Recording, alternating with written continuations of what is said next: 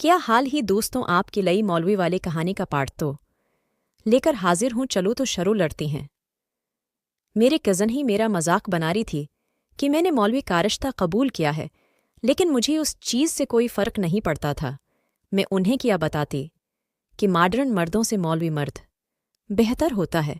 कम उज़ कम वो अपनी बीवी का एहसास तो करेगा। किया फ़ायदा है ऐसी अमीर और पढ़ी लिखी मॉडर्न मर्दों का जो अपनी बीवी को इज्जत है ना दे सके और उसके साथ रहती हुई औरत अंदरूनी तौर पर बालकल मर्दा हो जाए और ज़ाहरी चमक दमक बनाकर और कहो कहली मुस्कुराहटों से लोगों को मुतासिर करने की कोशिश करें। मैं ऐसी जिंदगी हरगज़ नहीं चाहती थी। मैं चाहती थी कि मेरे चेहरे पर भी सच्ची मुस्कुराहट हो, मेरी खुशियाँ खोखली और आर्दी न हों बल्कि पक्की खुशियाँ मिली हुई हों। तो और क्या चाहिए था। और मैंने सोच लिया था कि मैं अपने कज़नों को ये बात साबित करूँगे, उनको दिखाऊँगे कि खोखली मुस्कुराहट और पक्की मुस्कुराहट में कितना फ़र्क है, कि उनकी एक औरत को उससे ज़्यादा और कुछ नहीं चाहिए होता कि अपने शौहर के दिल पर राज करते हो। बस यही सोचकर मैंने अपनी मुस्तक़बल के बहुत से ख्वाब बन लिए थे। मैंने शादी की सारी तैयारियां बहुत दिल से की थीं। एक एक जोड़ा अपनी पसंद से और खुशी से खरीदा था। मेरे जहीज़ में कोई भी ऐसी चीज़ है जो आलिया न हुआ, उसमें मेरी पसंद शामिल न हो। में तसव्वुर में खुद को खुशहाल जिंदगी जीता देख रही थी और बहुत खुश थी।